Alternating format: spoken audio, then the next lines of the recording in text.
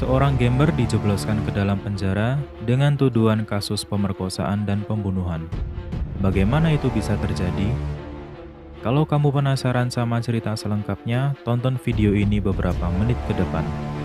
Jangan lupa untuk subscribe kalau kamu suka sama video ini dan aktifkan lonceng notifikasi agar tidak ketinggalan video baru selanjutnya. Film ini berjudul Fabricated City, yang rilis tahun 2017 di Korea Selatan. Aktor utama di film ini bernama Kwon Hyo, mantan atlet taekwondo yang kini menjadi pengangguran. Dia menghabiskan waktunya sehari-hari dengan bermain game bersama teman-temannya. Suatu malam, Kwon Hyo yang sedang bermain di sebuah game center menemukan sebuah ponsel di meja sebelahnya. Tak lama kemudian muncul panggilan dari ponsel tersebut.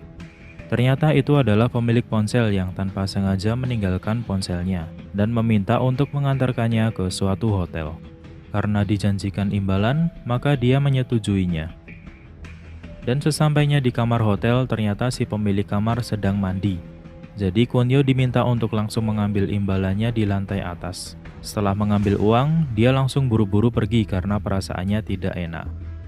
Dan berawal dari situ, keseruan film ini pun dimulai. Keesokan paginya, saat dia terbangun, tiba-tiba datang polisi yang langsung menyergapnya. Ternyata dia ditangkap dengan dugaan kasus pemerkosaan dan pembunuhan terhadap wanita pemilik ponsel yang tadi.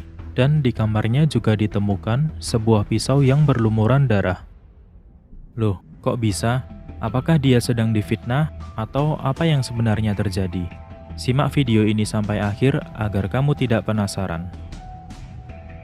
Akhirnya dia mendapatkan hukuman penjara seumur hidup atas kasus tersebut. Pengacaranya yang bernama Min Cheon tidak bisa berbuat banyak karena bukti sidik jari dan hasil tes DNA yang tidak terbantahkan. Di dalam penjara, dia sering mendapatkan perlakuan kasar dan tidak adil dari penghuni di sana, termasuk dari Deokso, orang yang paling ditakuti di penjara tersebut. Dipukuli, dilecehkan, sudah menjadi makanannya sehari-hari. Sempat sesekali Kwon Hyo melawan, namun hal ini ternyata membuat Deokso marah besar. Bahkan yang paling parah adalah Deokso pernah memberi hukuman dengan menyuruh anak buahnya untuk menyodomi Kwon Hyo. Jelas hal ini membuatnya sangat stres. Sampai suatu ketika, ibunya datang ke penjara bersama Min Cheon untuk menginfokan bahwa si ibu menemukan bukti yang bisa membebaskannya. Di sini semangat Kwon Hyo kembali lagi. Dia merasa hanya perlu bertahan di penjara tersebut sampai ibunya kembali membawa kabar baik. Namun tak lama kemudian, Min Cheon datang kembali seorang diri dan menginfokan bahwa ibu Kwon Hyo sudah meninggal bunuh diri karena terlalu stres memperjuangkan kebebasan anaknya. Namun di sini Kwon Hyo tidak percaya begitu saja. Dia merasa ada yang tidak beres di luar sana. Dia yang merasa emosi lalu berusaha kabur dari penjara. Dia dengan sengaja menusukkan pisau ke perutnya agar dibawa ke rumah sakit. Dan di perjalanan, dia melawan petugas sampai akhirnya dia menang dan bisa meloloskan diri. Setelah sukses kabur dari penjara, dia menemui Min Cheon pengacaranya untuk meminta pertolongan. Namun Min Cheon tidak bisa banyak membantu karena tidak mempunyai bukti yang cukup. Dari pertemuan tersebut, Kwon Hyo tidak mendapatkan apa-apa, kecuali kalung peninggalan ibunya yang disimpan oleh Min Cheon. Akhirnya, dia memutuskan untuk meminta pertolongan kepada temannya sesama gamer yang bernama Hyo Wol. Dan untunglah di sini Hyo Wol adalah seorang hacker profesional dan tentunya akan bisa banyak berkontribusi menuntaskan kasus pembunuhan yang menimpa dirinya. Dan yang bikin aku salut di sini adalah tidak hanya Hyo Wol yang terlibat, bahkan banyak temannya yang lain juga ingin membantu dirinya.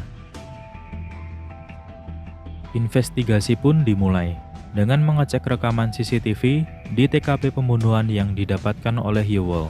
Di sini ditemukan sesuatu yang janggal, yaitu rekaman CCTV tersebut seperti sudah dimanipulasi dan tampak sebuah truk putih besar yang mencurigakan di lokasi sekitar TKP. Dengan kemampuan Hyo Wol sebagai hacker yang mumpuni, bukan hal sulit untuk melacak keberadaan truk tersebut. Dan tanpa banyak membuang waktu, Kwon Hyo serta temannya langsung mendatangi tempat truk itu berada, yang ternyata adalah sebuah tempat rongsokan mobil. Saat sedang mengawasi lokasi sekitar, benar saja mereka menemukan truk yang dicari, dan tampak dua orang yang mencurigakan meninggalkan tempat tersebut dengan sebuah mobil, lalu diikuti oleh Kwon Yo. Mobil tersebut masuk ke dalam suatu rumah mewah, dan dua orang tadi datang mengambil peti yang ada di rumah tersebut lalu pergi. Sedangkan Kwon Yo menetap untuk mencari informasi, dan dia menemukan hal yang mengagetkan, yaitu terlihat isi rumah berlumuran darah seperti bekas TKP pembunuhan. Dan terdapat beberapa orang yang membersihkan tempat tersebut agar seolah tak pernah terjadi apa-apa di situ. Adegan kembali ke tempat rongsokan mobil, memperlihatkan dua orang yang tadi sudah kembali dan memindahkan sebuah peti ke dalam truk putih yang tadi sempat dicurigai. Lalu truk itu pergi, diikuti oleh teman Kwon Yo. Ternyata, peti tersebut dibawa ke sebuah gedung apartemen. Di sini peran kembali dimainkan oleh Kwon Yo. Dengan bantuan dari Yowol, dia bisa mendapatkan akses menyelinap ke apartemen tersebut dan menemukan kamar di mana peti tadi diletakkan. Dia yang penasaran dengan isi peti tersebut, langsung membukanya, dan ternyata berisi sesosok mayat. Dan tak lama kemudian, lagi-lagi muncul orang-orang yang berada di rumah mewah sebelumnya. Kalau sebelumnya mereka membersihkan tempat yang terlihat seperti TKP pembunuhan, namun di apartemen ini mereka malah seperti membuat atau merekayasanya menjadi seperti TKP pembunuhan. Nah, bingung kan? Makanya tetap simak video ini sampai akhir, karena cerita serunya masih berlanjut. Setelah orang-orang tadi pergi, Kwon Yo langsung mengecek kembali tempat tersebut. Dan di sini mungkin kalian tidak menyangka-nyangka. Kenapa? Karena tanpa sadar Kwon Yo sedang dimata-matai dari kamera kecil yang ada di kamar tersebut. Dan di balik kamera itu adalah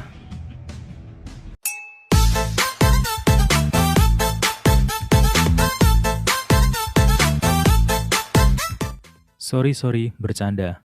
Jadi di balik kamera tadi adalah si pengacara Min Seon. Oke, di sini aku akan jelasin singkat dari yang sudah aku ceritakan tadi. Jadi, beberapa orang tadi itu sedang melakukan rekayasa TKP pembunuhan. Dari yang aslinya di rumah mewah, lalu diubah seolah-olah pembunuhan itu terjadi di apartemen. Untuk apa hal tersebut dilakukan? Min Seon ini mempunyai pekerjaan sampingan yang bejat, yaitu memalsukan kejadian pembunuhan. Banyak orang-orang kaya termasuk pejabat yang tersandung kasus pembunuhan, dan karena tidak ingin tertangkap oleh polisi, maka mereka menggunakan jasanya agar pembunuhan tersebut dituduhkan ke orang lain yang tidak bersalah dengan cara merekayasa TKP pembunuhan dan meninggalkan sidik jari korban yang akan dituduh atau difitnah. Mungkin ini juga yang terjadi pada Kwon Yo. Selain itu, kita tahu di sini Min Seon adalah dalang di balik ulah tersebut. Namun Kwon Yo dan teman-temannya belum tahu atau belum menyadarinya. Kwon Yo yang kesal dengan rekayasa pembunuhan tersebut langsung memberikan pelajaran dengan menghancurkan tempat rekayasa TKP dan tidak berhenti sampai di situ, bahkan dia juga meneror anak buah dari Min Seon. Ini keren sih menurutku, karena teman-temannya bisa menciptakan alat-alat perusak tersebut. Min Seon yang kesal karena telah diusik oleh Kwon Yo, menyewa orang untuk menghabisi Kwon Yo. Dan orang yang dipilih di sini adalah Deok-so, tahanan paling ditakuti di penjara tadi.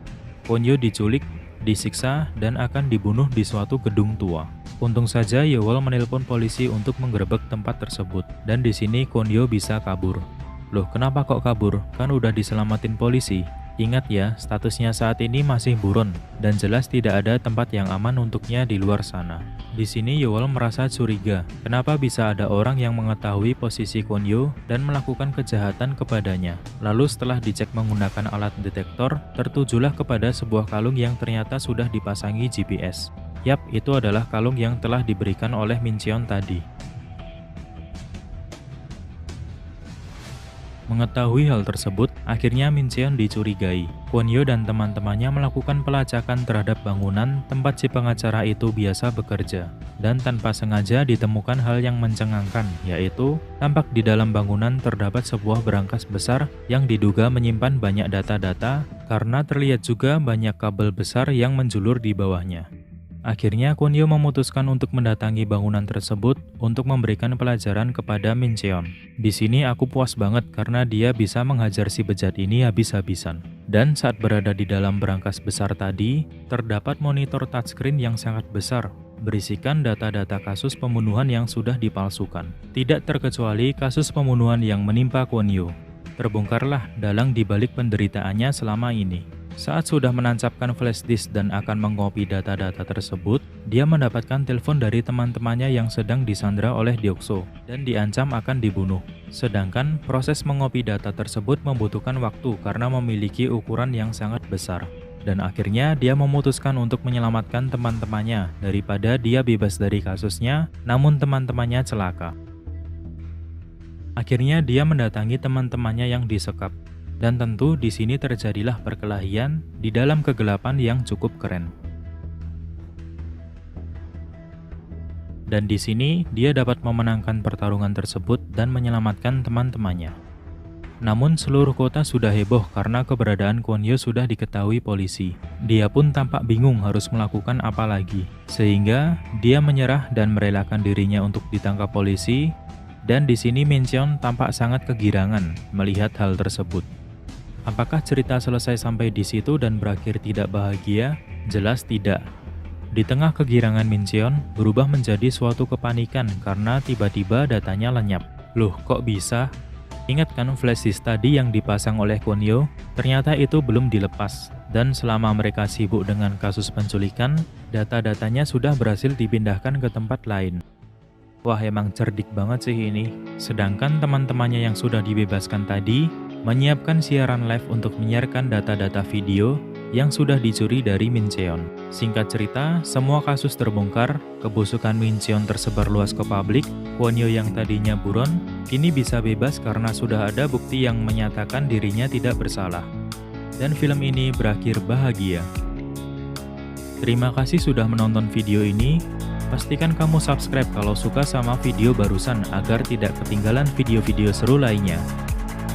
Kamu juga boleh request film untuk diceritakan dengan tuliskan di kolom komentar.